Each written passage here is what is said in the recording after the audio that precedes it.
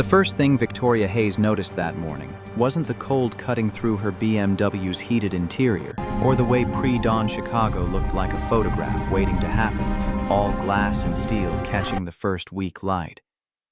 What she noticed was the silence between gear shifts, that half-second of perfection, where everything in her carefully constructed world existed exactly where it needed to be. 28 minutes to Harborline Motors headquarters. 17 miles of clear highway, a presentation deck that had cost her 3 months of 18-hour days loaded and perfect on the passenger seat beside a turkey sandwich she'd made at 5:30 because sleeping past dawn felt like admitting defeat. The coffee in her cup holder was still hot. Her father's voice echoed from somewhere in the past. Preparation is the only luck that matters, and Tori had prepared for everything. The engine coughed, not a mechanical sound. Something organic went wrong in a way that sent ice through her veins before her conscious mind caught up. Her hands tightened on the wheel. She'd heard that sound exactly once before in her father's old Buick outside Toledo when she was 16, right before it left them stranded in the rain for 6 hours while he tried to fix it with a Swiss Army knife and pure stubbornness. No. The word came out sharp, a command the universe had no intention of obeying. Not today. The BMW coughed again. This time the whole car shuddered like something vital had just quit, and the dashboard erupted in a Christmas display of warning lights, yellow-red symbols she'd never seen in 3 years of immaculate maintenance. The engine stuttered, caught, stuttered again, died. Power steering went first. The wheel turned to lead in her hands as she wrestled the vehicle toward the shoulder, adrenaline spiking hard enough to taste copper. No acceleration, no response from the pedal, just momentum and gravity, and the sick certainty that everything she'd built was about to collapse because of a machine that had chosen this exact moment to betray her. Gravel crunched under the tires as she coasted to a stop on the shoulder of I-90 semis, blowing past at 70 miles an hour, their wake rocking the BMW like a toy. For 5 full seconds, Tori just sat there, gripping the wheel hard enough to leave marks staring at the dashboard like she could restart it through sheer force of will. Didn't work. She turned the key. Nothing. Turned it again. The engine didn't even try, just a clicking sound, pathetic and final. 26 minutes. The Harborline boardroom was still 17 miles away, tucked into the gleaming tech corridor in Schaumburg. Even if she called a rideshare right now, even if one materialized instantly out of the frozen November morning, she'd be cutting it too close. The board didn't wait. They especially didn't wait for junior executives who'd been given exactly 1 shot to prove they belonged at the table. Tori pressed her forehead against the steering wheel and allowed herself exactly 10 seconds of pure, undiluted panic. Her heart hammered against her ribs. Her throat tightened with the kind of fear that came from knowing you'd done everything right and it still wasn't going to be enough. Then the 10 seconds were up. She lifted her head. She was Victoria Hayes. She'd clawed her way from a state school scholarship to a corner office at 29. She didn't fall apart when things went wrong. She found solutions. Phone out, roadside assistance app, estimated wait time 45 to 60 minutes. Useless. She tried her assistant straight to voicemail. Natalie didn't start until 8:30. Scrolled through her contacts looking for anyone close enough to help anyone who owed her a favor big enough to drop everything and drive to the middle of nowhere. Nothing. Everyone she knew was either already at work, too far away, or not the kind of person you called in an emergency. That was the price of climbing fast. You didn't build a safety net. You built a ladder. The blue pickup truck appeared in her rearview mirror like an answer to a prayer she didn't know how to say. Old truck. 15 years, maybe older, with faded paint and a dent in the driver's side door that looked like it had a story. It slowed as it approached, then pulled onto the shoulder about 20 feet behind her, gravel crunching under worn tires. Tori's first instinct was caution. Woman alone on a highway at 7:30 in the morning, she'd seen enough news stories to know that not every good Samaritan had good intentions. But desperation recalculates risk, and right now she didn't have the luxury of being picky. The driver's door opened. A man stepped out. Tall, broad-shouldered in a way that came from work rather than a gym. Mid-30s dark hair that needed a trim. Flannel shirt layered over thermal jeans that had seen better days, work boots with the kind of wear that spoke of years, not months. But it was his hands Tori noticed first, stained with grease that no amount of scrubbing would ever fully remove. The kind of permanent marking that came from a life spent working with engines and metal and things that didn't forgive mistakes. He walked toward her car, slowly, hands visible movements, deliberate and non-threatening. When he got close enough, he tapped gently on the window. Tori hesitated for half a second, that primitive calculation of threat versus need, then lowered it. Morning. His voice was quiet, steady, the kind of voice that didn't waste words. Saw you pulled over. You okay? Car died. She tried to keep the edge of panic out of her tone and failed. Just died. I have somewhere I need to be in 26 minutes, and I don't. She stopped herself.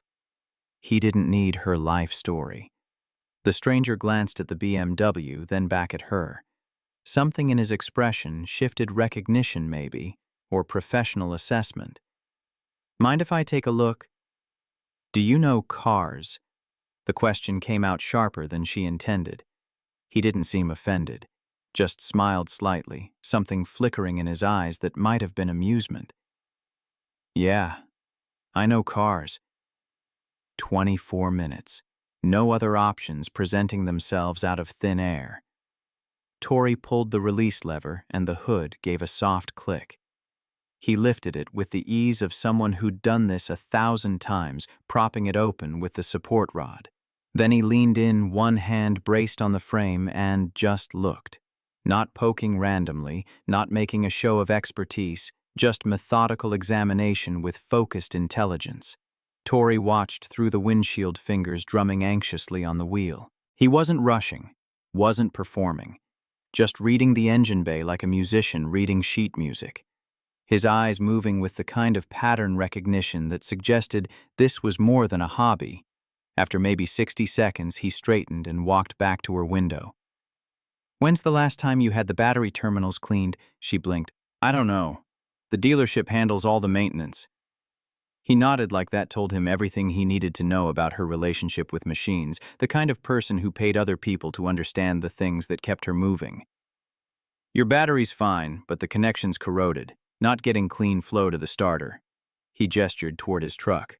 I've got tools, can clean it off. How long will that take? 10 minutes, maybe less. 22 minutes until the meeting. If he could really fix it in 10, she could still make it. She'd be sweating, her hair would be a disaster, but she'd be there. Please. The word came out more desperate than she intended. I'll pay you whatever you want. He shook his head. Don't worry about it. He walked back to his truck and returned with a toolbox that looked older than the vehicle itself. Tori watched as he pulled out a wire brush, a wrench, some kind of cleaning solution in a small bottle. Then he went to work. She'd never paid much attention to how cars actually functioned. They were tools, appliances, things that either worked or didn't. But watching this stranger move through her engine bay with quiet confidence, she found herself oddly mesmerized. Every movement was deliberate. No wasted motion. He loosened the terminal clamps with practiced efficiency, brushed away the white-green corrosion with careful strokes, wiped everything down with a rag that was already beyond saving. Try it now. Tori turned the key. The engine turned over once, twice, then caught. The dashboard light stabilized. Relief hit her so hard she actually felt dizzy. Then the engine stuttered. The RPMs dropped sharply. The whole car coughed like a drowning man coming up for air and finding water instead. No, come on. It died again. The stranger was already back under the hood before she could say anything. His expression different now, more focused. A small crease between his eyebrows that suggested he'd just encountered something that didn't fit the expected pattern. 19 minutes. She could feel the opportunity slipping away second by second. Even if he got it running right now, she'd hit traffic.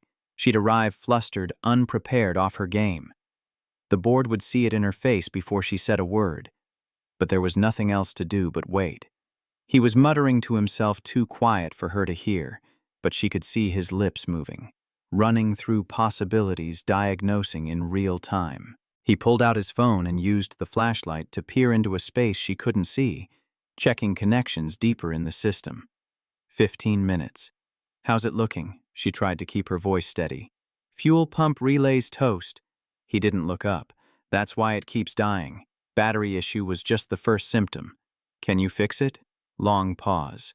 Long enough that Tori felt her stomach drop to somewhere around her ankles. Not here. You'd need a replacement part. So that was it. Stranded. Game over. But I can bypass it. She blinked. What? Temporary fix. Won't last forever, but it'll get you where you're going. How temporary? Should hold for a day, maybe two. You'll need to get it into a shop after that. 13 minutes. Tori made the calculation in half a second. Do it. Please. He nodded and went back to his truck. This time he returned with a small coil of wire and what looked like electrical connectors. Tori had no idea what he was doing as he spliced into the wiring harness, his fingers moving with practiced speed, twisting connections and securing them with electrical tape. But she could see the concentration on his face, the kind of focus that came from someone who'd solved problems like this 100 times before. The sandwich sat on her passenger seat. Turkey and Swiss on wheat bread made at 5:30 that morning when sleep still felt optional. She'd planned to eat it between meetings, fuel to get through the afternoon. Looking at it now, it seemed like the least she could offer. The stranger twisted two wires together, secured them carefully, tucked everything back into place. Try it. She turned the key expecting nothing. The engine roared to life. Smooth, steady, no stuttering. The dashboard looked normal except for one small light suggesting she get the engine checked soon, which under the circumstances felt like a problem for future Tori. Oh my God. She could barely get the words out. You did it. He closed the hood and walked back to her window, wiping his hands on that same destroyed rag. It'll hold, but don't push it. Get it looked at today if you can. 11 minutes. She was already shifting into drive, mind racing through the fastest route, calculating whether she could shave 2 minutes by taking the service road. How much do I owe you? Nothing. I can't just, you saved my entire career, I have to give you something. Don't need anything. He started walking back toward his truck, and Tori felt something crack open in her chest this stranger had given her, back her future, and wanted nothing in return, not even acknowledgement, and she couldn't let him just disappear. Wait. She grabbed the sandwich from the passenger seat and leaned out the window. Then take this. Turkey and Swiss. I made it this morning. You need it more than I do. He paused, turned back. For the first time, something shifted in his careful expression. Walls cracking just slightly, something almost vulnerable underneath. He looked at the sandwich like it was precious. You sure? Positive. It's the least I can do. He took it carefully, holding it with both hands like it might break. Thanks. Tori reached into her bag and pulled out a business card, pressing it into his grease-stained hand.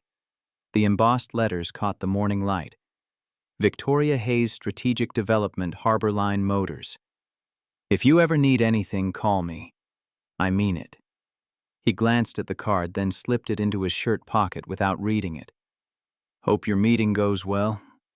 Then he turned and walked back to his truck. Tori didn't wait to see him drive away. She was already accelerating back onto I-90, heart-pounding adrenaline burning through her veins like jet fuel. 9 minutes to make a 17-mile drive. She was going to do it if it killed her. The boardroom at Harbor Line Motors occupied the entire 23rd floor, with floor-to-ceiling windows offering a panoramic view of Chicago's suburbs sprawling toward the horizon. On a normal day, Tori loved this room. It represented everything she'd worked for. Power, influence, the ability to shape decisions that affected thousands of people. Today, it felt like a guillotine. She burst through the doors at 9:07, wind-blown blouse, wrinkled from gripping the steering wheel with white-knuckled intensity. 12 board members turned to stare with varying expressions of irritation and curiosity. Richard Sullivan sat at the head of the table, silver-haired, sharp-eyed, the kind of CEO who'd built Harborline from a regional player into a national contender through sheer force of strategic vision. He raised one eyebrow. "We were beginning to think you'd reconsidered." Tori willed her voice to sound calm instead of like she'd just sprinted from the parking garage. "Car trouble on the highway, it's handled." She set her bag down with hands that were only slightly trembling, pulled out her laptop, connected it to the presentation system. The familiar ritual of preparation gave her 3 seconds to center herself, to push down the adrenaline and find the version of Victoria Hayes who belonged in this room. "Shall we begin?" The next 45 minutes were a blur of slides and data points of fielding sharp questions from executives who'd been doing this since before she was born. Garrett Hastings, early 40s board member, with the kind of old-guard skepticism that treated innovation like a personal insult, leaned forward around minute 30. "Ambitious timeline. You're certain about these thermal projections?" Tori met his eyes without flinching. "I've stress-tested every assumption. We can deliver." She'd spent 3 months living with these numbers, had built contingencies for. Contingencies had war-gamed every possible objection, and somewhere around minute 35, she felt the shift in the room. The skeptical expressions softening into genuine curiosity, the pointed questions becoming engaged discussion. Richard leaned forward in his chair, and Tori knew she'd hooked him. When she clicked to the final slide, silence filled the boardroom for 3 full seconds. Then Richard smiled. "Well," he glanced at his watch, "that was worth waiting 7 minutes for." Laughter rippled around the table, and Tori felt the tension drain from her shoulders like water through a broken dam. "The partnership proposal is approved pending legal review." Richard's voice carried the weight of finality. "But I think I speak for everyone here when I say this is exactly the kind of forward-thinking strategy Harborline needs."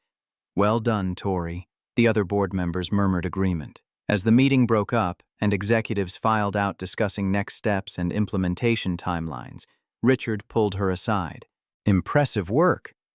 His voice dropped to something private. "But next time leave 30 minutes earlier." Despite everything, Tori laughed. "Noted." "I'm serious. You've got the talent. Don't let logistics be what holds you back." She gathered her things and headed down to the parking garage where her BMW sat looking innocent, like it hadn't nearly destroyed her entire morning. The engine started smoothly when she turned the key, that temporary fix holding, just like the stranger had promised. Tori sat there for a moment, hands on the wheel, adrenaline finally starting to fade into exhaustion.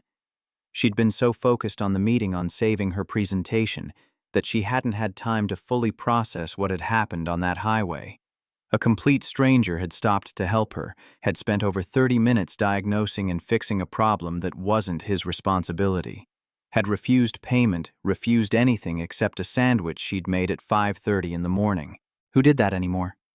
She pulled out her phone, typed a reminder to take the car to the dealership, then paused, stared at the screen. She didn't even know his name.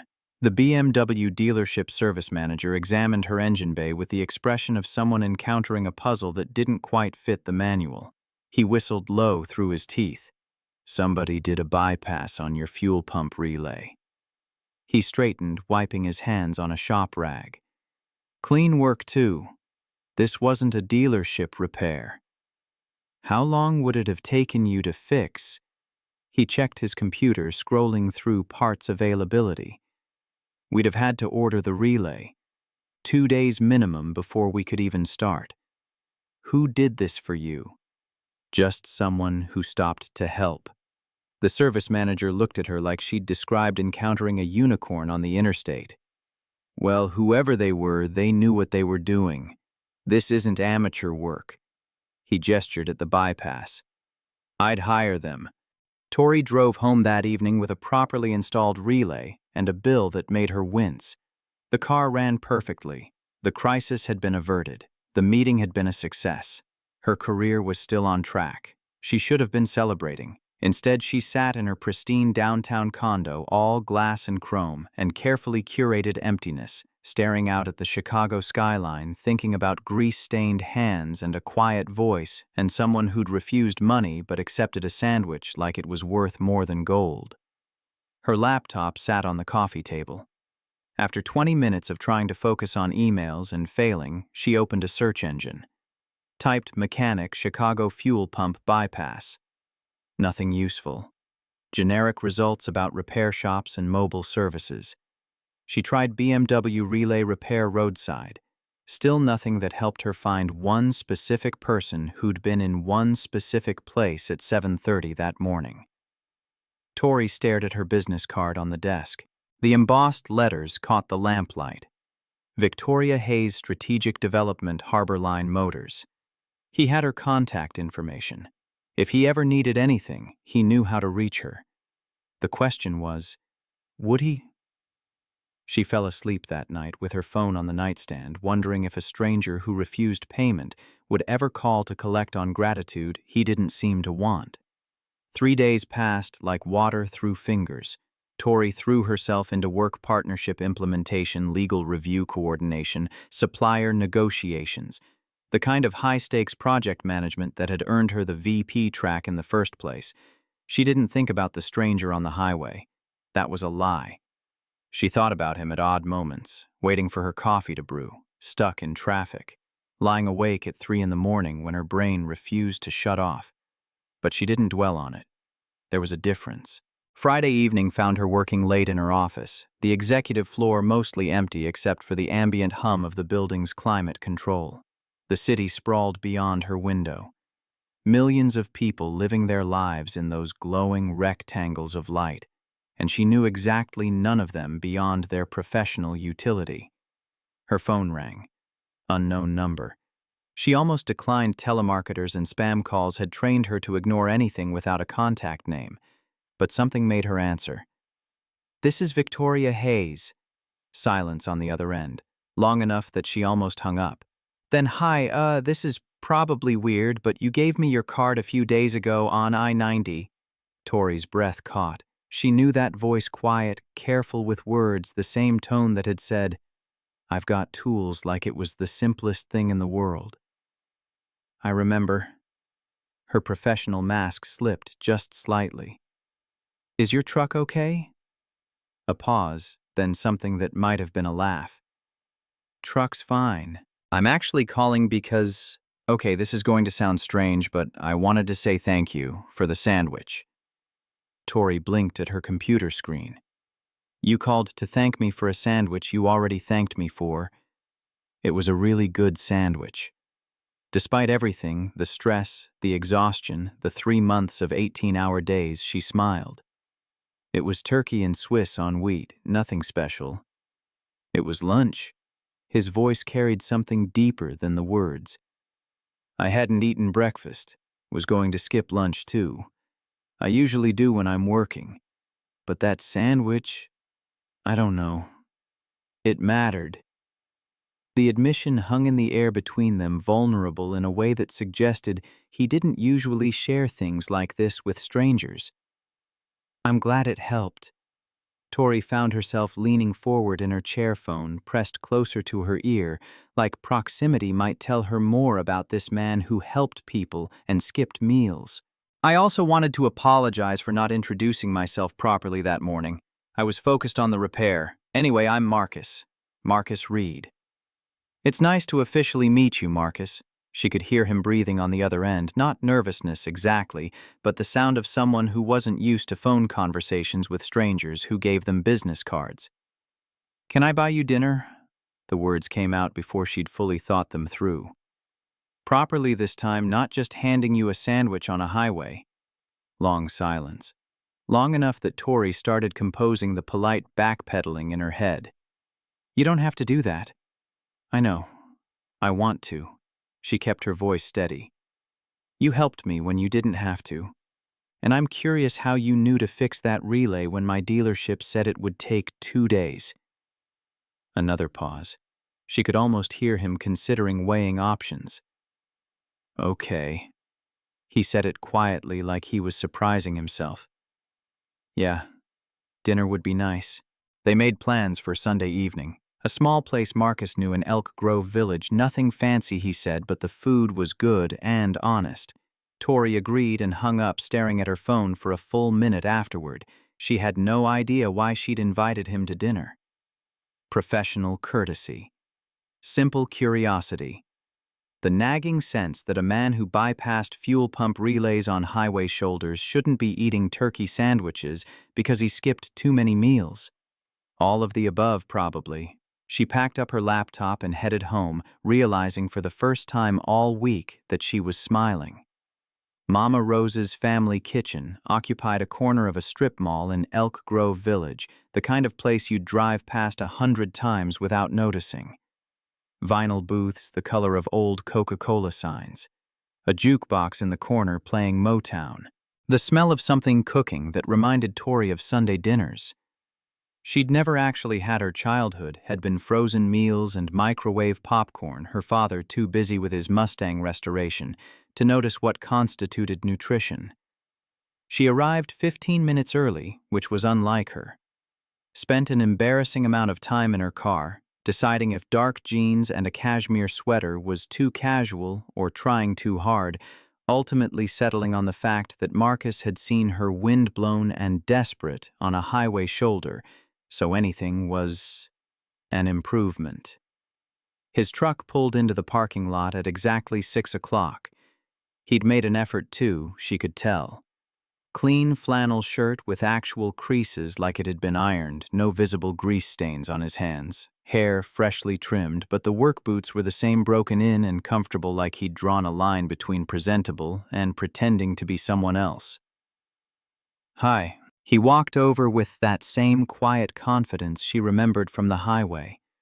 Up close, she could see details she'd missed before: gray eyes that looked tired but kind, a scar along his jawline that had faded to silver calluses on his palms when he shook her hand. Found the place okay? GPS is a miracle of modern technology. Tori smiled. Thanks for meeting me. Thanks for the invitation.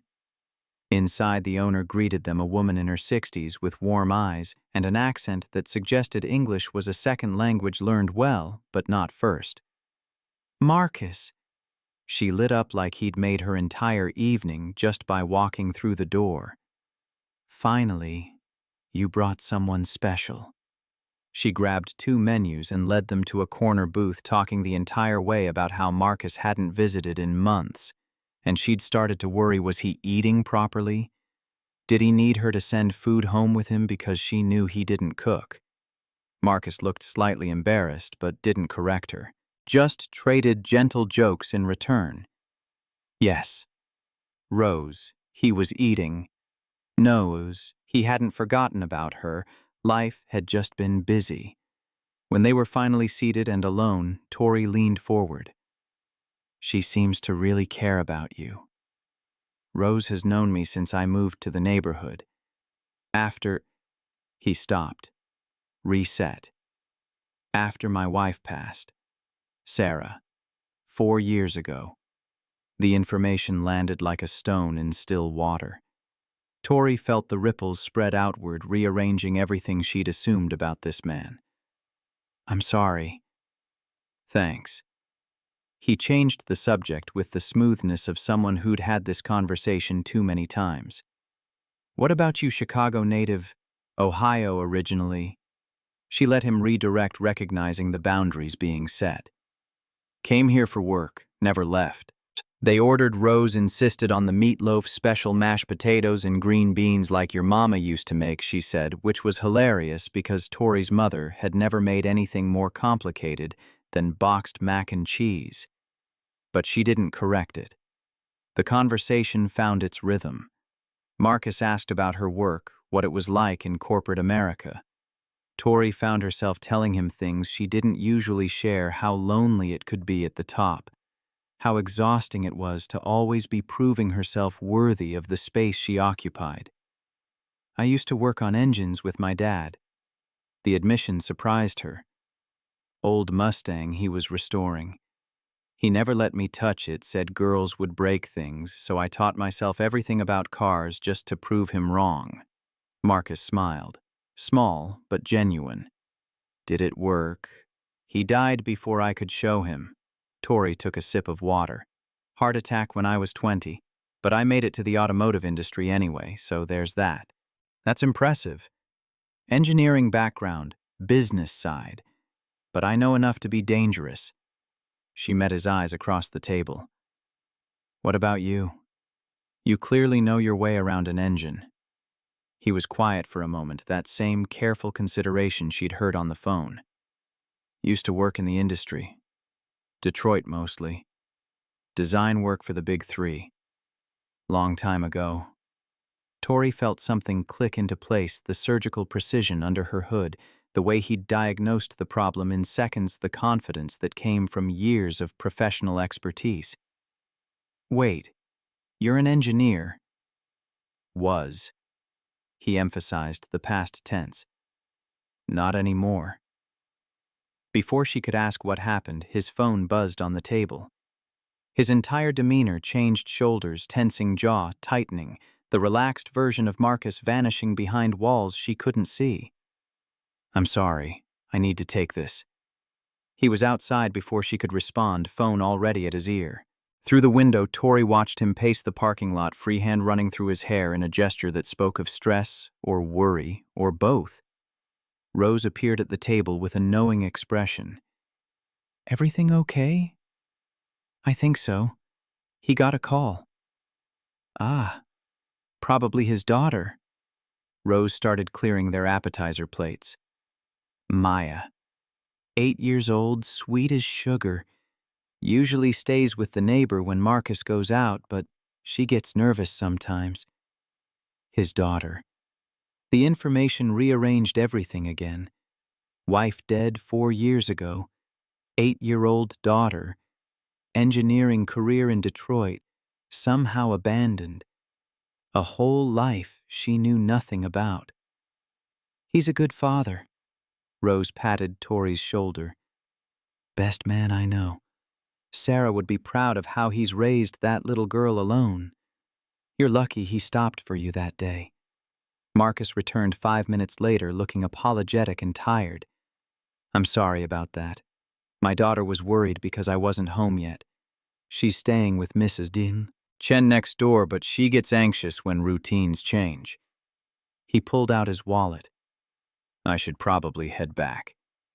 Of course. The evening felt unfinished, like a story interrupted mid-sentence. But Tori understood. An 8-year-old who'd lost her mother got nervous when her father didn't come home on time, and that took priority over meatloaf and getting-to-know-you conversation with a woman he'd met once on a highway. They argued briefly over the bill before Marcus paid in cash enough to cover the meal and a generous tip for Rose. In the parking lot, standing between their vehicles, Marcus looked at her with something complicated in his expression. I know I didn't talk much about myself. It's not that I don't trust you, you don't owe me your life story. Tori kept her voice gentle. We barely know each other. Right. Yeah. He looked relieved. But if you want to know each other better, maybe we could do this again sometime when I don't have to run off in the middle of dessert. I'd like that. They exchanged phone numbers properly this time, and Tori watched him drive away in his old truck before getting into her BMW. She sat there for a moment, processing the evening, trying to understand why she felt simultaneously satisfied and unsettled. Marcus Reed was a good man. That much was obvious. Kind, skilled, devoted to his daughter. But there was something underneath all that, something he was carrying, that made him stop for strangers on highways and refuse payment and work odd jobs instead of engineering for the big three. She wanted to understand what that something was. Tori started her car and headed home through Chicago's Friday night traffic, already planning when she could reasonably text him again without seeming too eager. Her condo felt emptier than usual that night. All chrome and glass and expensive emptiness purchased with bonuses and overtime and relationships, sacrificed on the altar of career advancement. Tori changed into pajamas, made tea she wouldn't drink, settled onto her couch with her laptop. The search bar taunted her. She typed Marcus Reed automotive engineering patents. The results loaded, and Tori felt her breath catch. MIT graduate. Mechanical engineering. 12 patents on battery thermal management systems for electric vehicles. Technical papers published in SAE international journals. Awards and accolades. A photo from 6 years ago. Marcus at the Detroit Auto Show Engineering Conference, speaking to a packed room looking confident and engaged, and nothing like the careful man who'd bypassed her fuel pump relay. Listed as Senior Design Engineer at Ford Advanced Engineering from 2016 to 2020. He hadn't just been an engineer, he'd been one of the best. She clicked through article after article, building a picture of who Marcus had been before someone at the cutting edge of EV technology, someone whose innovations were now industry standard, someone who'd apparently walked away from all of it 4 years ago. The timeline matched. Sarah's death, his disappearance from the industry, 4 years of silence. Tori stared at the laptop screen until the words blurred. A man like that doesn't just disappear unless something broke him. She closed the browser, opened a different window, pulled up Harborline's internal project files, the EV integration project, 18 months in development, thermal management problems that had stumped 6 engineers for 3 months. No solution in sight. An idea formed dangerous, possibly brilliant, definitely crossing a line between professional opportunity and personal manipulation. She could bring Marcus to Harborline, show him the problem, see if that same surgical precision that had diagnosed her BMW in 60 seconds could do what 6 MIT graduates couldn't. It would mean ambushing him, using their friendship, if that's what this was, to pull him back into a world he'd deliberately left. It would mean risking the fragile connection they'd started building over meatloaf and unfinished conversations. But it would also mean giving him a chance to use gifts that were too valuable to waste on odd jobs and highway rescues. It would mean proving to him that his skills still mattered, that walking away from Ford didn't have to mean walking away from who he was meant to be. Tori pulled out her phone, typed a message, deleted it, typed again. Can you meet me tomorrow morning? Something important to discuss. Trust me. Her finger hovered over send for a full 30 seconds. Then she pressed it. The response came 10 minutes later when she'd almost convinced herself to unsend it. Is this about work? Tori stared at the question. Technically, yes. Functionally, it was about so much more than work, about second chances and wasted potential, and the conviction that some people deserved to be pulled back from the edges they'd retreated to. She typed, "Just trust me." Long pause, long enough that she started composing the apology in her head. Then, okay. Where and when? Tori sent him the address for Harborline Motors, suggested 9 in the morning, told him to text when he arrived. Then she sat on her couch in her empty condo, staring at the city lights and wondering if she was about to help Marcus Reed or destroy the careful equilibrium he'd built in the wreckage of his life. Some debts couldn't be paid with money, but maybe they could be paid with opportunity, with the chance to be whole again. She'd find out tomorrow. Marcus arrived at Harborline Motors headquarters with the wary expression of a man walking into a trap he couldn't quite identify. Tori met him in the lobby, all glass and steel, and corporate ambition made architectural, and watched his eyes track across the soaring atrium, the modern art installations, the implicit message that this building cost more than most people would earn in a lifetime.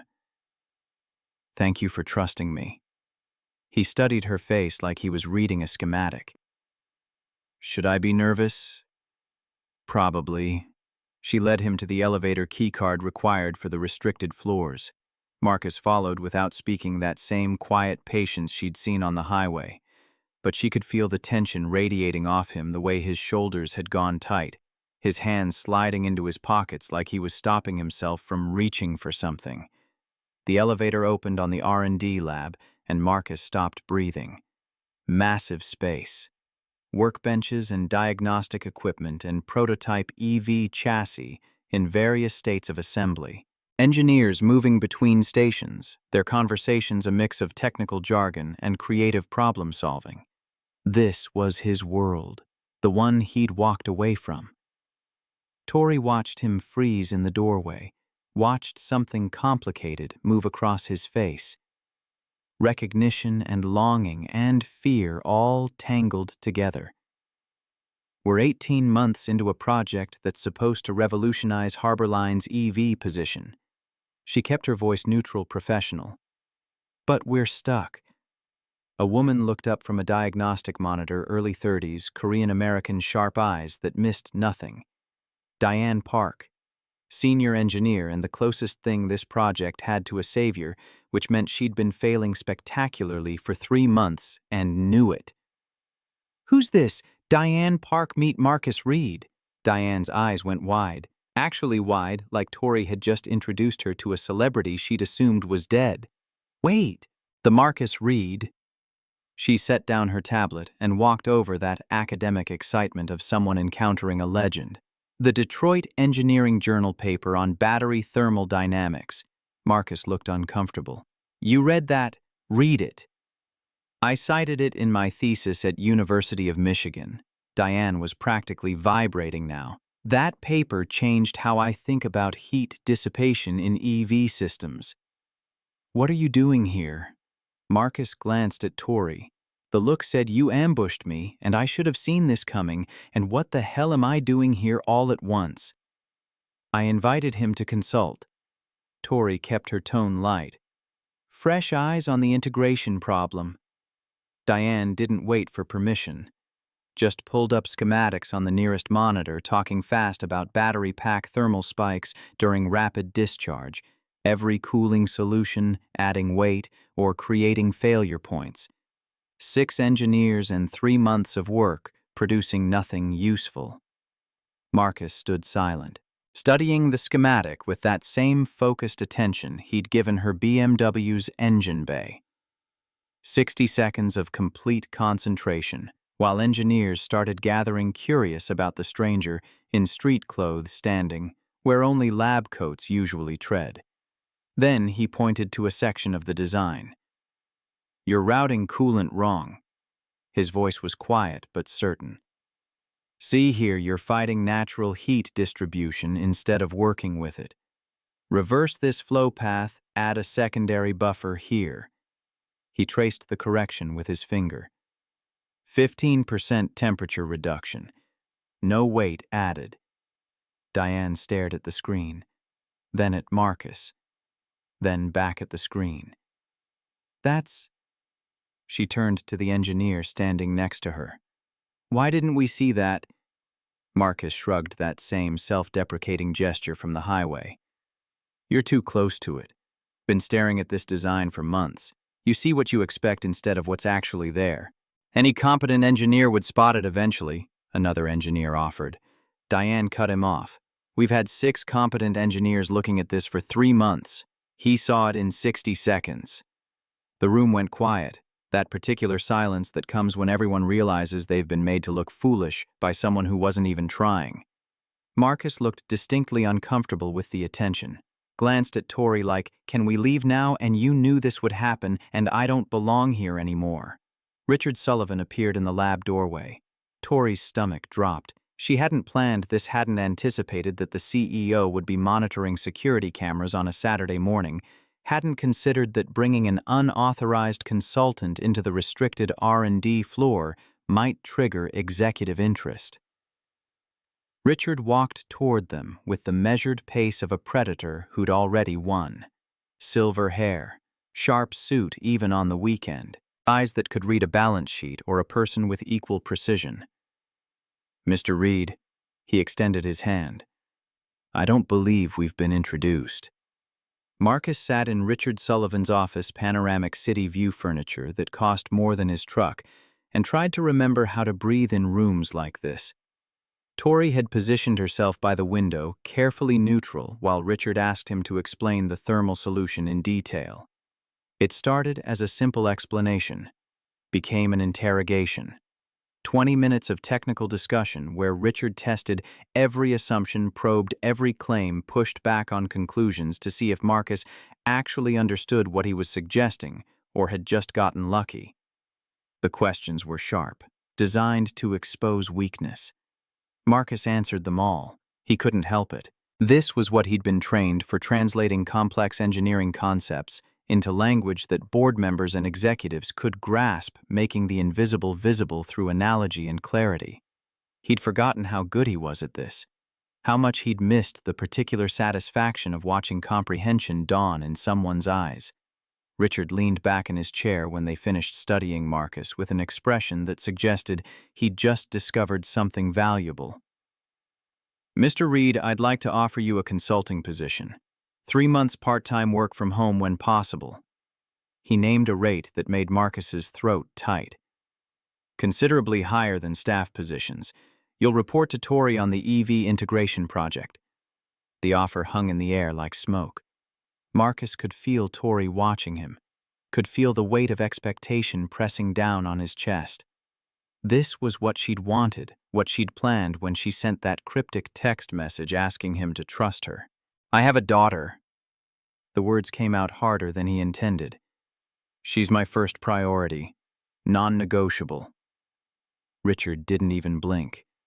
"Understood. We're not asking for 60-hour weeks. Strategic intervention when and where it matters most." "I need to think about it." Marcus stood, that fight-or-flight instinct screaming at him to get out of this office, away from the temptation of being useful again. "Talk to my daughter. Can I call you Monday?" Richard handed him a business card. "My direct line. Take all the time you need." The parking garage felt like a confessional. Concrete pillars and echoes, and the two of them alone in the fluorescent silence. Marcus turned to face Tori and let the carefully maintained neutrality crack. "You ambushed me." She didn't deny it, didn't apologize, just stood there in her perfect cashmere sweater and her perfect leather bag and said, "I did. I'm not sorry." "You don't know if I'm ready for this." His voice stayed level through sheer force of will. "What if I fail? What if I fall back into old patterns? You won't. You can't know that." Tori stepped closer, close enough that he could see the determination in her eyes, the absolute conviction that she knew what was best for him better than he knew himself. "You're right. I can't. But I know what I saw on that highway. Someone who couldn't walk past a problem without fixing it. Someone with skills that were too good to waste on parking garages and odd jobs. Those skills nearly cost me everything." "No." Her voice went sharp. "Working 80-hour weeks cost you, not the skills themselves, and you're not that person anymore." The truth of it hit like a fist to the sternum. She was right. He wasn't the man who'd missed Sarah's symptoms because he was too busy chasing the next patent, the next breakthrough, the next validation from people who didn't matter. He'd rebuilt himself from ash and guilt into someone who showed up for Maya, who put her first, who chose presence over prestige. But standing here in this parking garage, feeling the pull of that lab upstairs like gravity, he didn't know if he could trust himself not to slip. "Why does this matter so much to you?" Tori took a breath, seemed to be choosing her words carefully. "Because when you stopped on that highway, you reminded me there are still people who help without expecting anything in return. You became someone I actually look forward to talking to. Someone real in a world that feels increasingly fake." She paused. "If I can give back even a fraction of what you gave me a chance to use your gifts while still being Maya's father, then it matters. You matter to me, as a friend." The last word landed with strange weight. Friend.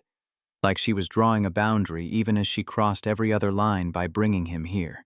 Marcus searched her face, trying to understand what she wanted from him, what this actually was. "I'll call you Monday."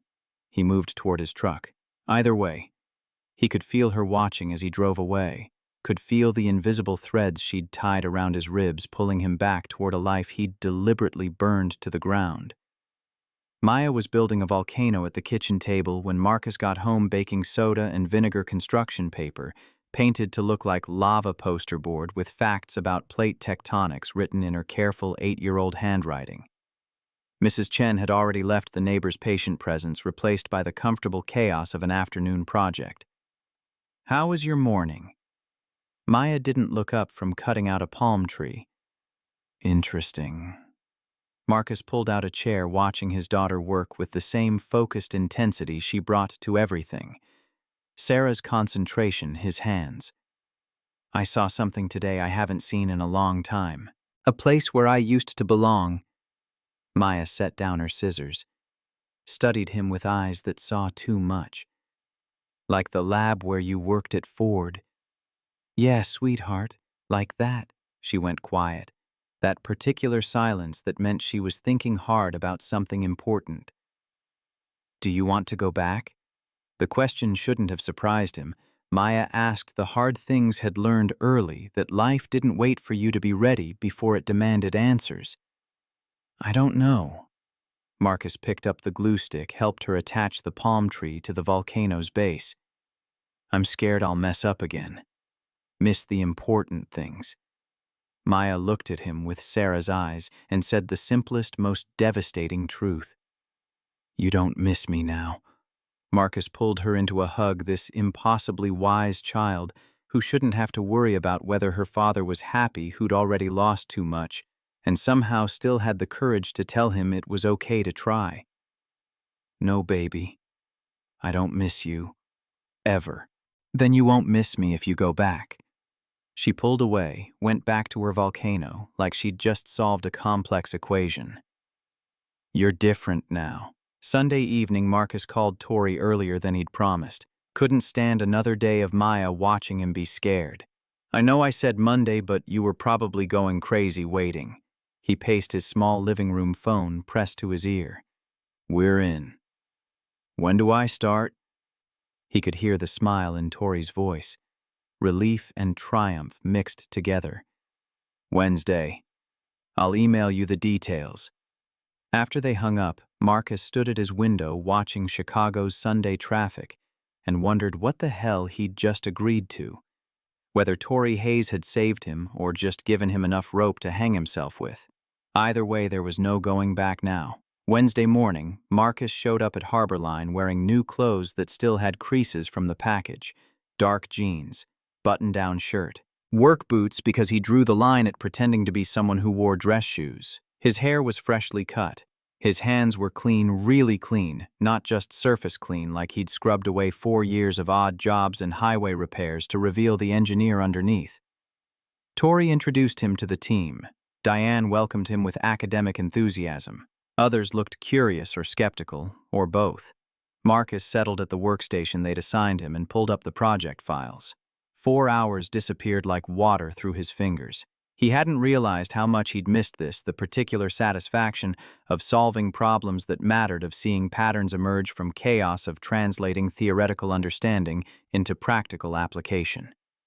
The team gathered around his whiteboard as he sketched thermal flow diagrams, explaining patiently when someone didn't follow, building on their questions to refine the solution.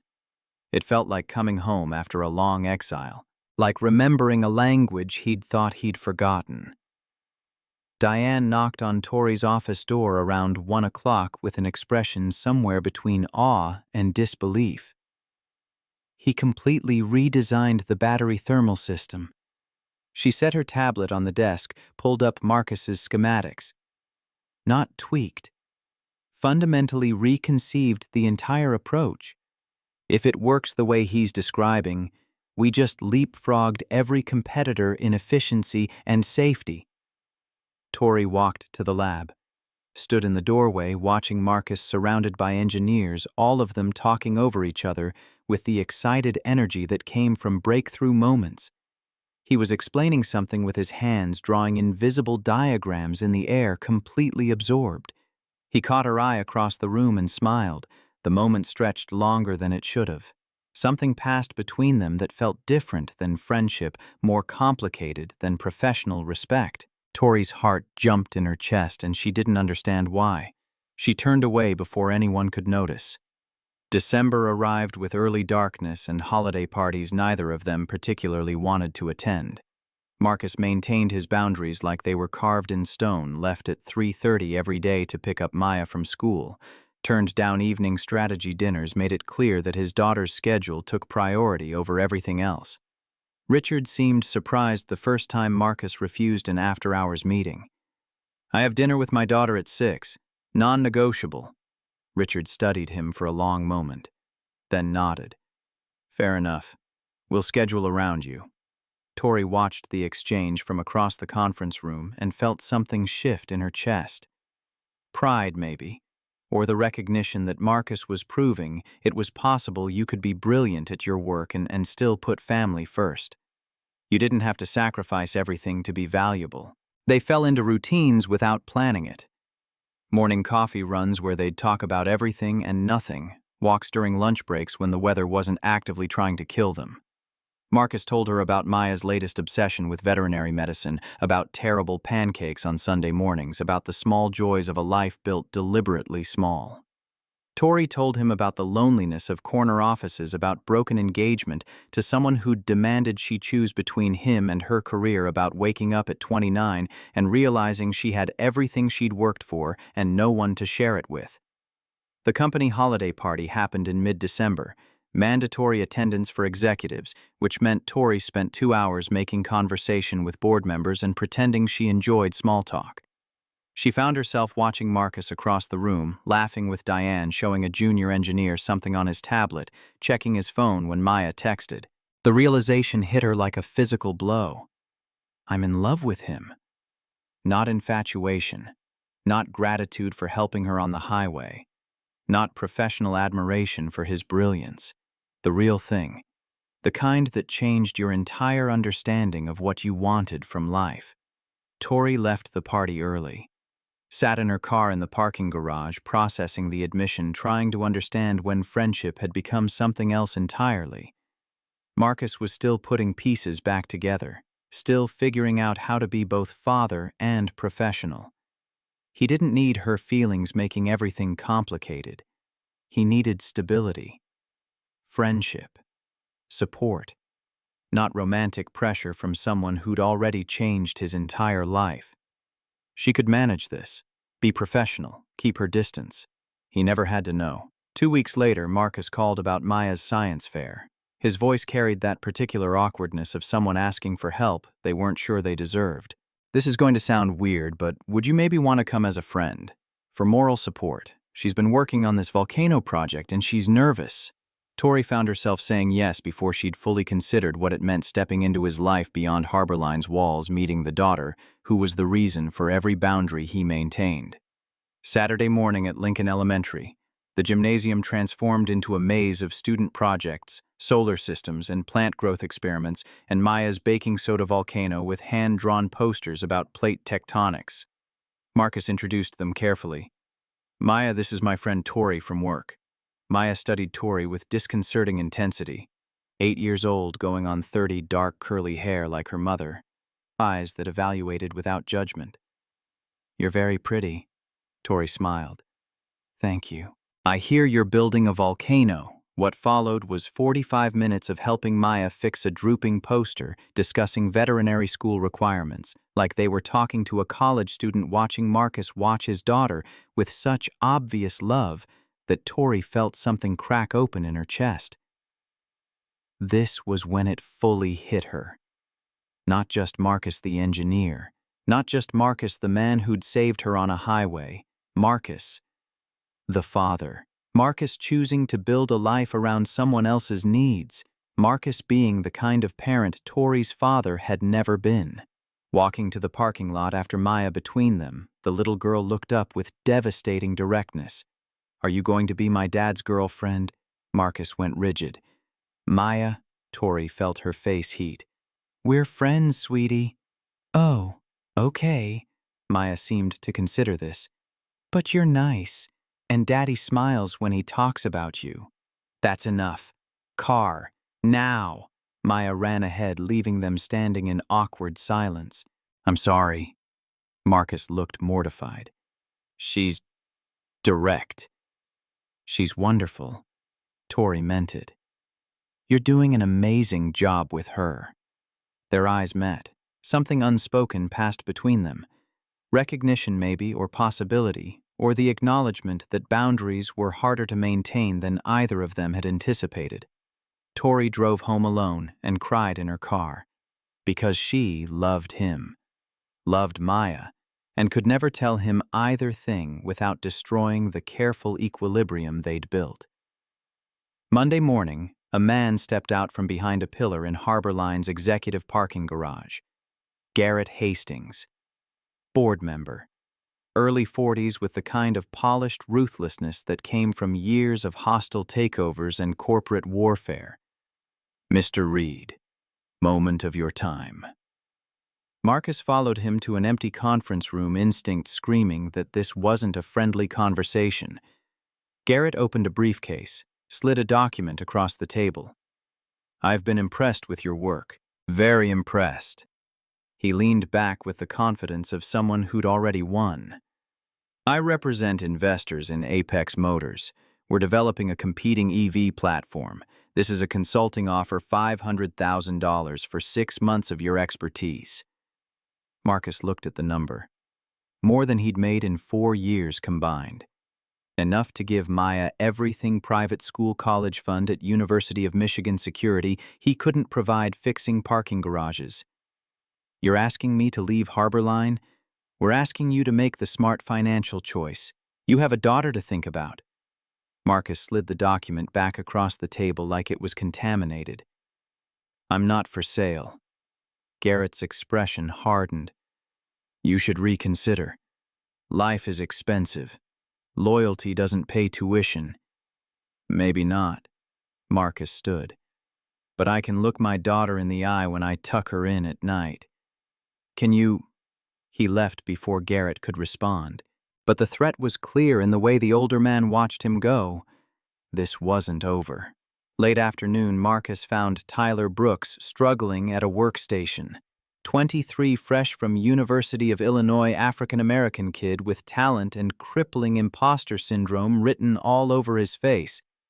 What's wrong? Tyler didn't look up. This thermal coupling calculation. I've run it 6 times. Keeps giving impossible results. I'm not smart enough for this. Marcus pulled up a chair, looked at the work with the same patience he'd given Tori's BMW. You're making one small assumption error.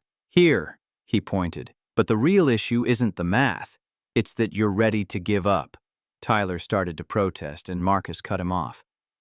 My father taught me something when I was about your age working on his Chevy in the garage. He said the best solutions come from the worst frustrations. When you want to quit, that's when you're closest to breakthrough. He walked Tyler through the correction, watched the solution emerge, saw the moment comprehension and pride replaced doubt. Thank you. Tyler's voice was quiet. I want to be like you someday. Marcus felt something shift in his chest. Legacy.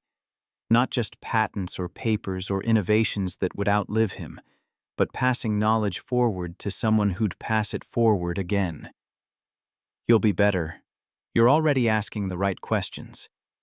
After Tyler left, Marcus sat alone, realizing he was building something that mattered beyond thermal management systems.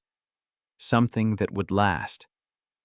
2 months into their new roles, Tori started pulling away. She didn't mean to, didn't plan it. But loving Marcus while pretending she didn't was exhausting in ways she hadn't anticipated. So she skipped morning coffee, stopped responding to texts immediately, avoided eye contact in meetings. Marcus noticed. Of course he noticed. He cornered her in the parking garage one evening when most of the building had emptied out his expression somewhere between hurt and confusion. What's going on with you? Tori deflected. Nothing. Just maintaining professional boundaries. Since when have we needed professional boundaries? He stepped closer. You've been pulling away for weeks. If I did something wrong, tell me. You didn't do anything wrong. Then what? His voice cracked slightly. Because I can't keep guessing. Can't keep wondering if you regret bringing me here if you're done with our friendship now that we're colleagues. The words hit like physical blows because he thought she regretted him. Thought she was pulling away because she'd gotten what she wanted, a brilliant engineer to solve her problems, and didn't need him anymore. That's not... Her voice broke. I can't do this anymore. Do what? The question hung between them. All the space for honesty she'd been avoiding. Tori felt her walls crumbling. 2 months of hiding, of lying, of pretending she only cared about him professionally. She was so tired. I'm in love with you. The admission came out raw. I've been in love with you since December, maybe longer. And I know the timing is terrible. I know you don't feel the same way, but that's what's wrong. Seeing you every day and pretending I only care about you as a colleague is breaking me apart. Silence. Long enough that Tori wanted to run to take it back to pretend she'd never said anything. Marcus stared at her like she'd spoken a language he didn't understand. You think I don't feel the same way? Tori's breath caught. What? You think I stopped by your office 5 times a day for work reasons? He moved closer. Texted you photos of things that made me think of you because we're colleagues. I've been terrified of saying anything because you're the person who gave me my life back. I didn't want to ruin that by admitting that somewhere along the way, friendship stopped being enough.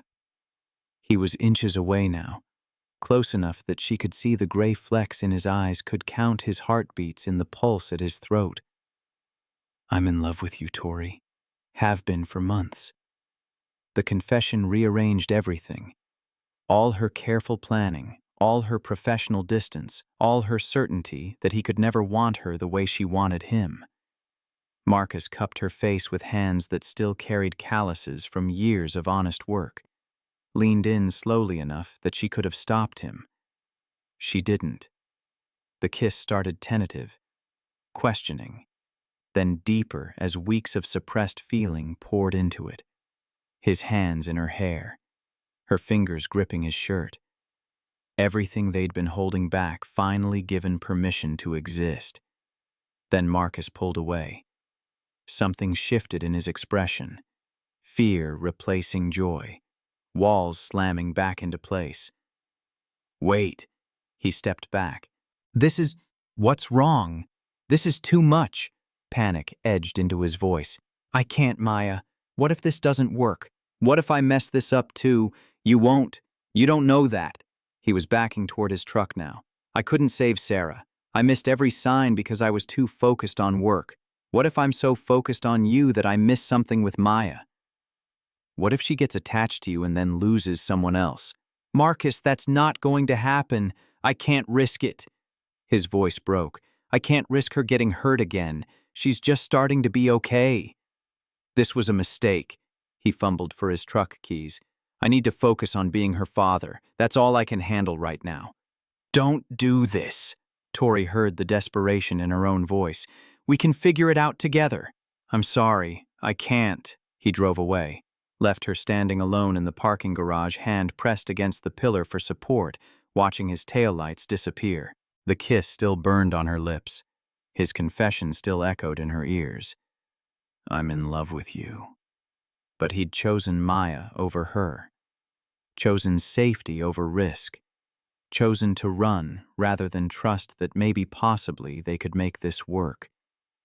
Tori slid down the pillar until she was sitting on cold concrete. Let herself cry for the first time in years. Not elegant tears. The ugly, gasping kind that came from having hope and losing it in the span of 5 minutes. She'd gotten exactly what she deserved. Had pulled Marcus back into a world he'd left, had inserted herself into his life, had fallen in love without permission. And now, she had nothing. Natalie found Tori at her desk the next morning, looking like she'd fought a war and lost. No makeup to hide the evidence, blouse wrinkled, coffee untouched and cold. What happened? Tori told her everything.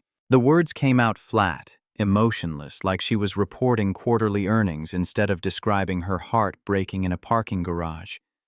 Natalie pulled her into a hug that Tori didn't know she needed until it was happening. He's scared. Give him time. He made his choice. Tori's voice stayed steady through sheer force of will. I have to respect it. Even if it's the wrong choice. Especially then. Natalie's phone buzzed. Her face went white. Tori, you need to see this. The business news website loaded on Tori's screen. TechCrunch. Headline in bold, Harbor Line execs workplace romance raises ethics questions. The article detailed everything. Her hiring Marcus. Their relationship. Anonymous sources clearly, Garrett raising concerns about favoritism. Conflicts of interest, the appearance of impropriety. An ethics complaint had been filed with the board. Tori read it twice, felt something cold settle in her stomach. This was Garrett's revenge. Marcus had refused the bribe, so now the board member was destroying them both. Richard summoned her to his office within the hour. Did you know about this? He held up his tablet showing the article. We weren't together when I hired him. Tori kept her voice professional despite the panic clawing at her throat. Feelings developed later. Garrett's calling for an emergency board session. Richard's expression was unreadable.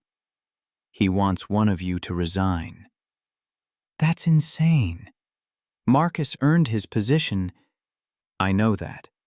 But optics matter. He sat down heavily.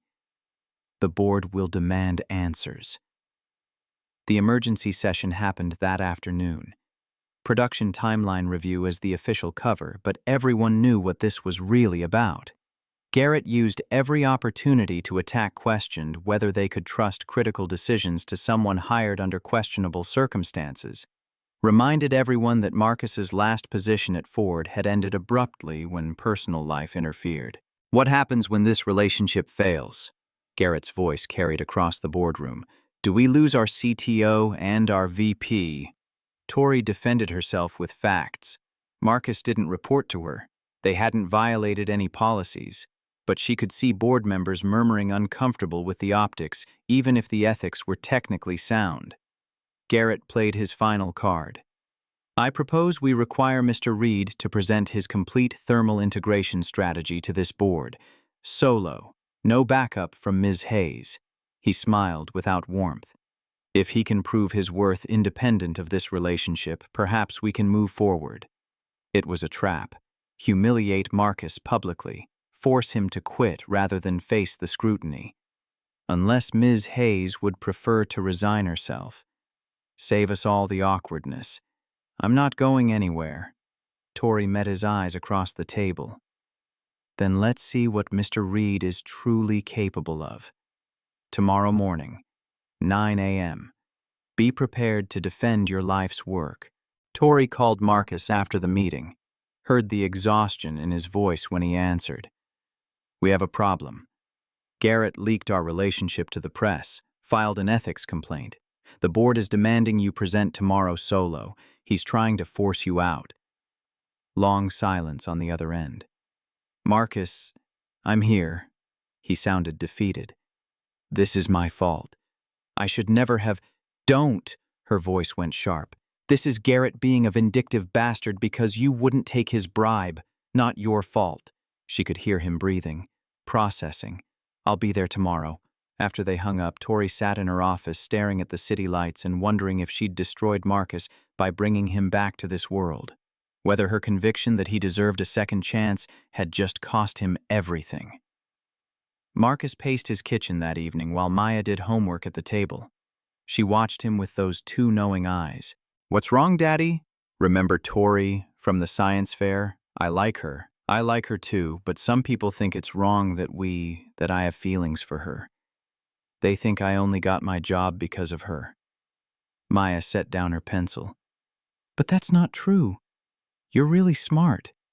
You help people. The simple faith in her voice made his throat tight.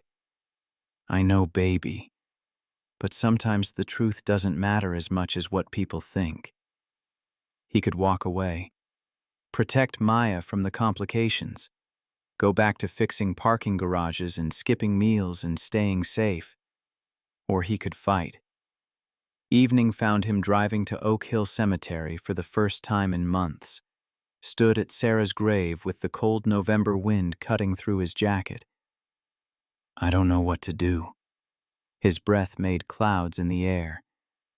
I walked away from Tori because I was scared. Scared of messing up again. Scared Maya would get hurt. Wind through bare trees. Silence that felt like listening. But walking away, that's messing up too, isn't it? Teaching her to run when things get hard. He touched the headstone. Simple granite with her name and dates that didn't capture anything about who she'd been. You'd tell me to fight. You always did. Marcus drove to Harbor Line, found Tori still in her office past midnight staring at presentation slides she'd already memorized. She looked up when he appeared in her doorway. Surprise and hope and fear all tangled in her expression. Marcus, I'm not walking away. He stepped into her office. Not from this job. Not from you. Not from what we built. Tomorrow's going to be brutal. Garrett's going to try to destroy you. Let him try. Marcus sat on the edge of her desk. I'll present the work. Prove it stands on its own. And then I'll tell them exactly how I feel about you. Publicly. Tori's breath caught. You don't have to do that. Yes, I do. He met her eyes. Because Maya asked me tonight what I was going to do. And I realized, what kind of example am I setting if I run every time I'm scared? She stood, moved close enough that he could see the tears she was fighting. What changed your mind? My daughter. She said, you're really smart. You help people, like it was the simplest thing in the world. Marcus smiled, despite everything. And I thought, she's right. I earned this. And I earned you. I'm not giving either up without a fight.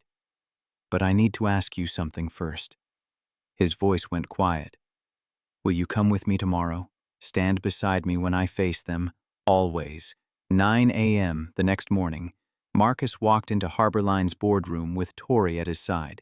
Statement in itself, they weren't hiding, weren't apologizing, weren't pretending this was anything other than what it was. 12 board members, Richard at the head of the table, Garrett sitting with the smug confidence of someone who'd already won. Mr. Reed, Richard's voice was carefully neutral. You're here to present your thermal integration strategy.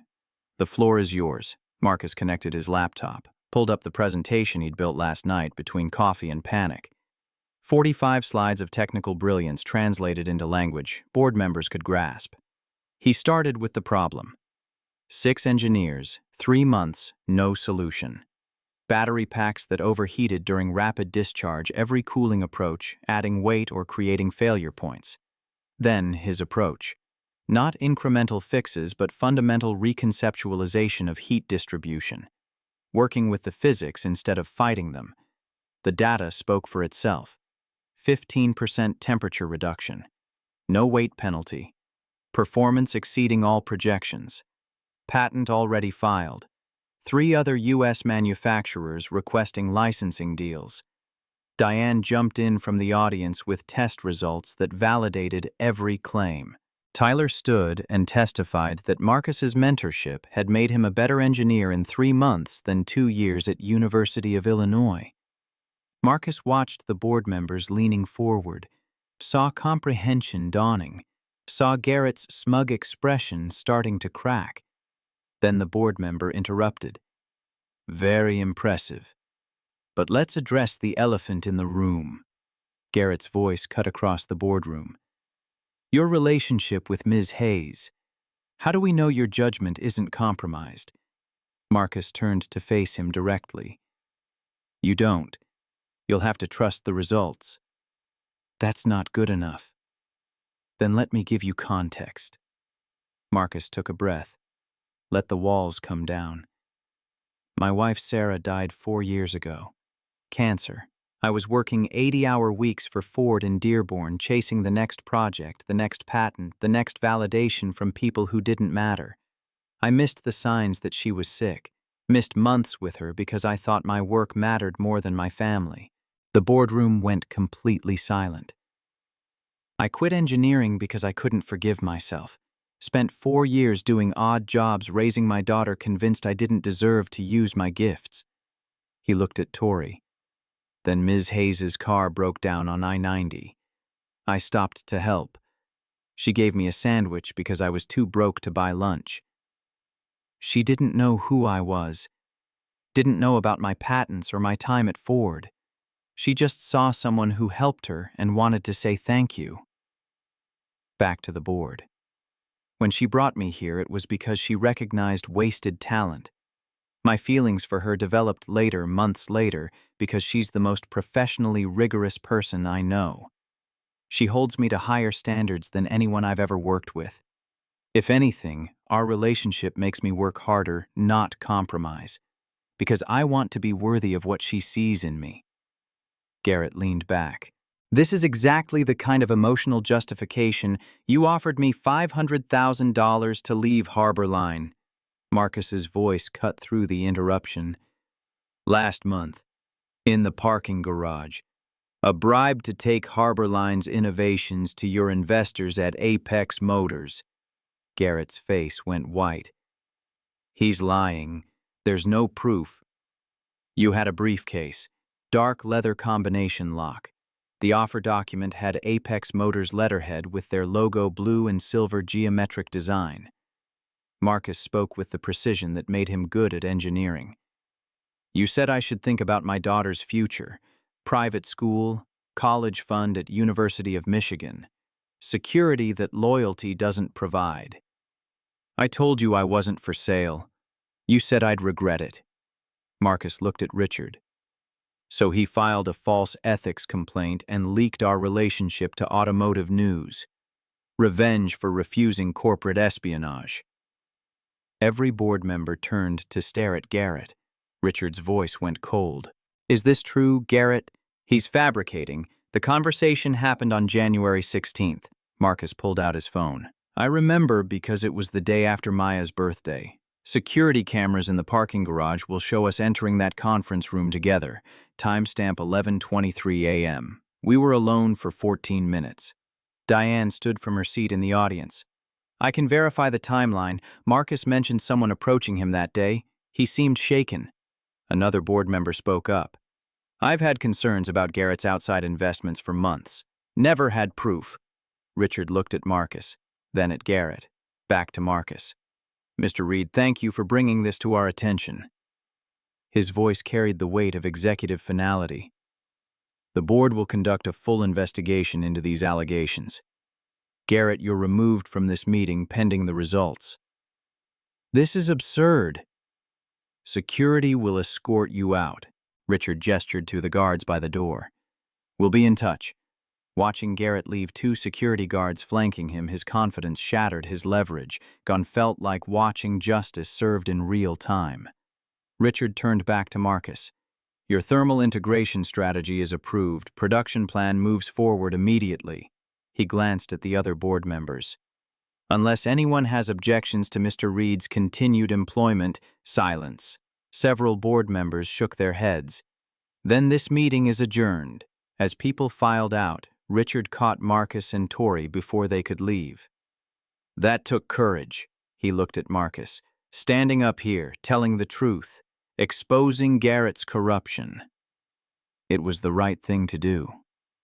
Still took courage. Richard extended his hand. Welcome to Harborline, Mr. Reed. Permanently this time. 2 weeks later, Marcus stood in his small apartment kitchen trying to cook chicken and failing spectacularly. Smoke detector going off, Maya laughing. Tori rescuing the situation with competence that made him grateful and slightly embarrassed. You're better at cooking than Daddy, Maya announced this like a revelation. "The bar is very low, sweetie." They ate dinner together, the three of them, plus the chaos of an 8-year-old who asked 100 questions and had opinions about everything. After Tori helped Maya with her drawings while Marcus cleaned up watching them bent over the sketchbook together. Elephants and dogs and cats rendered with careful detail. Dreams of veterinary school discussed like they were talking to a college applicant instead of a third grader.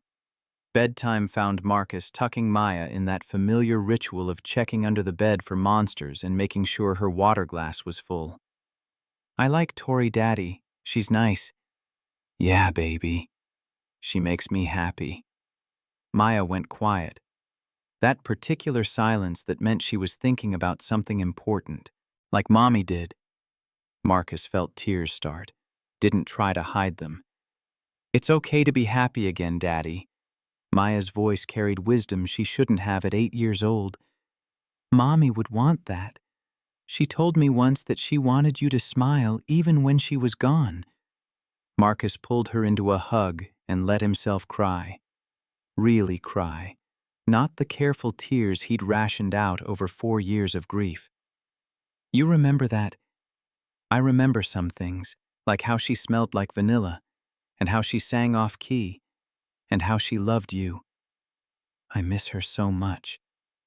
"Me too." Maya hugged him tighter. "But I think she'd like Tori, and I think she'd want us to be happy." They cried together, father and daughter holding on to each other while letting go of the fear that happiness meant forgetting. When Maya fell asleep, Marcus joined Tori in the living room. She could see he'd been crying, didn't ask, just held him while he processed the permission his daughter had given to move forward. Some debts couldn't be paid with money, only time and courage and the willingness to build something new while honoring what came before. 6 months later, the first Harbor Line EV rolled off the production line on a Thursday in August. Marcus stood with the engineering team watching the vehicle's diagnostic readouts, thermal management, performing flawlessly, battery efficiency, exceeding projections, every system green across the board. Tyler appeared at his elbow with a tablet. "Patent application for the secondary cooling buffer just got approved. They're listing you and me as co-inventors."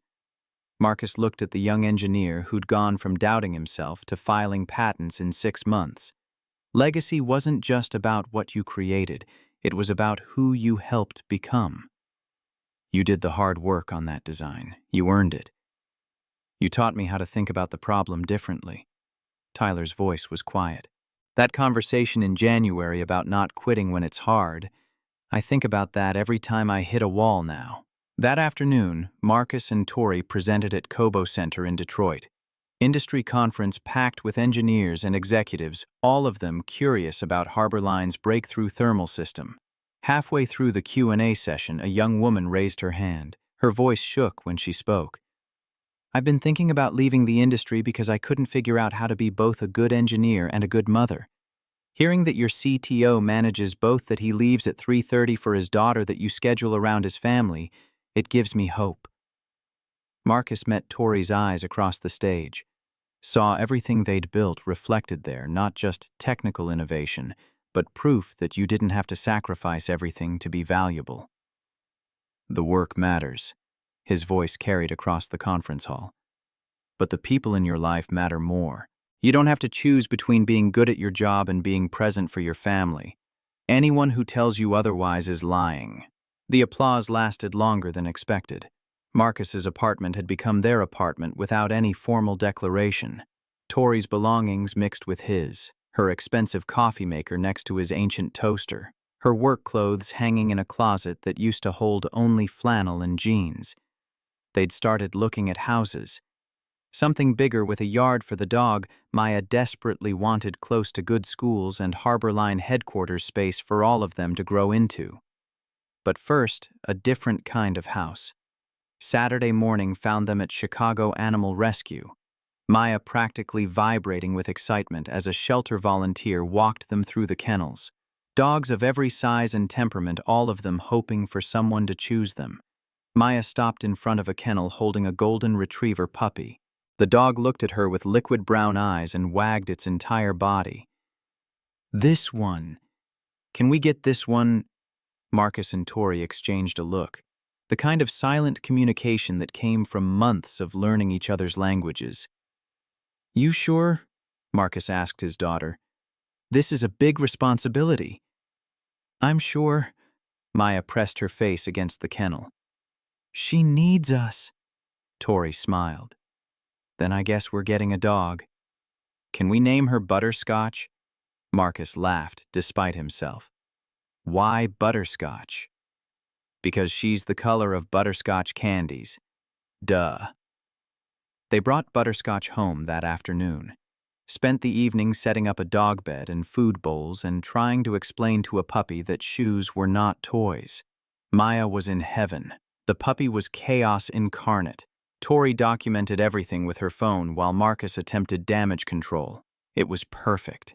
Sunday evening, Marcus drove to Oak Hill Cemetery with Maya. Their monthly ritual of visiting Sarah's grave, bringing flowers, telling her about their lives. Tori waited in the truck, giving them space. This was their time, their connection to someone who'd shaped both of them and deserved to be remembered.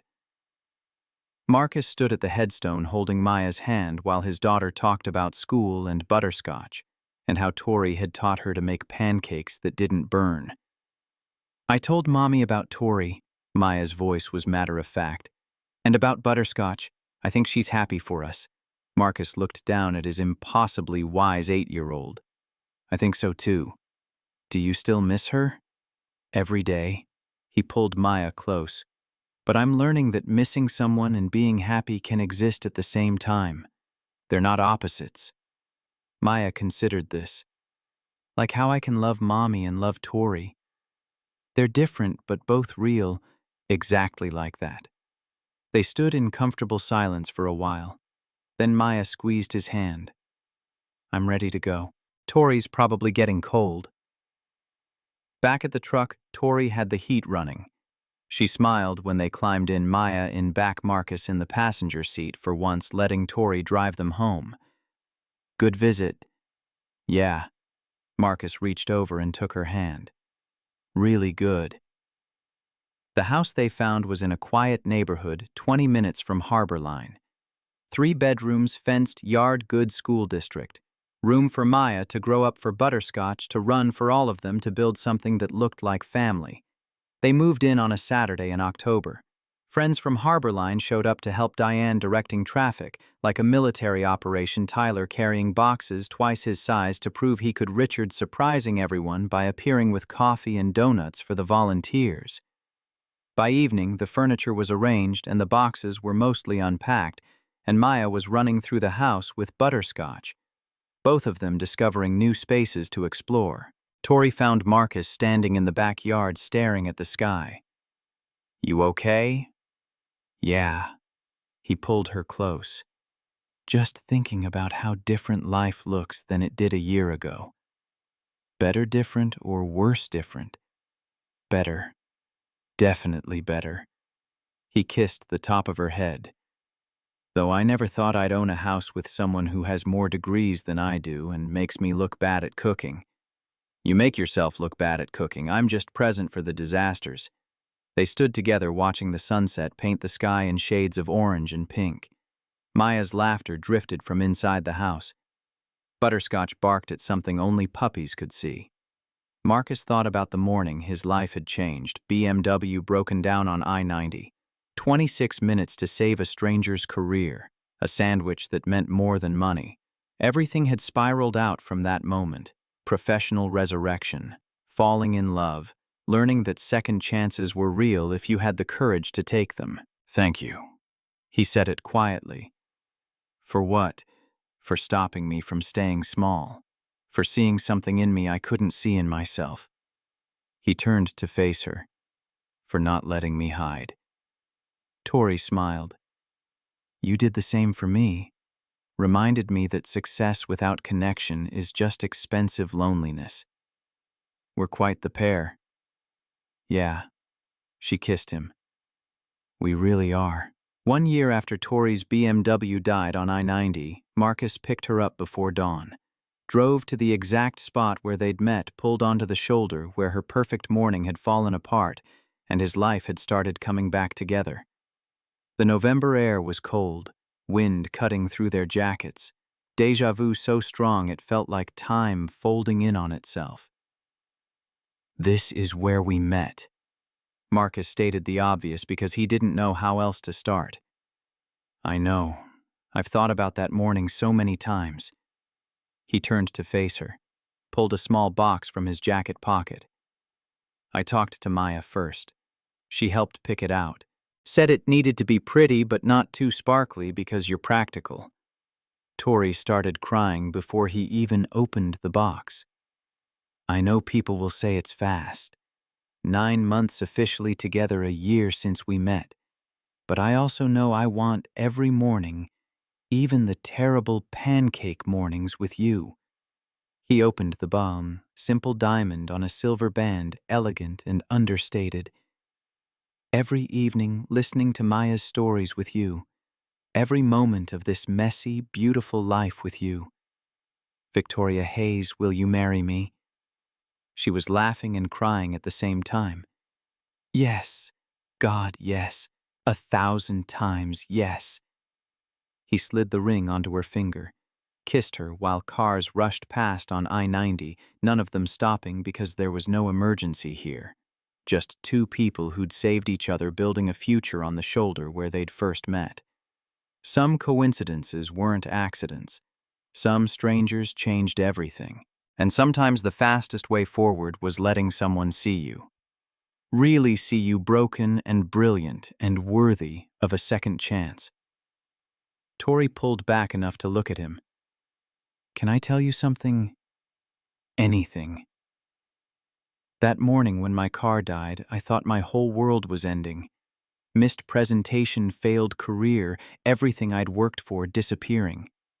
She touched his face. "But it was really the morning everything started.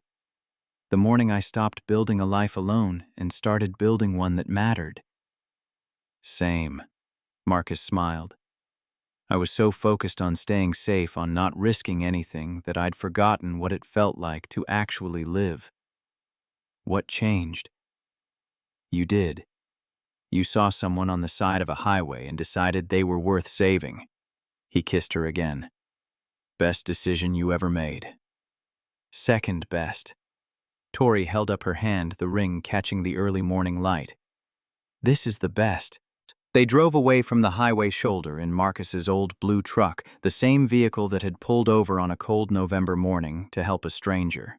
Maya was in the back seat with Butterscotch, both of them singing off-key to whatever was playing on the classic rock station. In the rearview mirror, Marcus could see his daughter laughing, could see Tori's hand resting on his arm, the engagement ring solid and real, could see the life they'd built from broken pieces and second chances and the courage to believe that people deserved to be whole. Sarah would have liked this, would have liked Tori, would have wanted him to be happy instead of haunted. He'd carry her memory forward not as weight but as foundation. The love that taught him what family meant, the loss that taught him what mattered, the grief that made him value every moment of joy when it finally came again.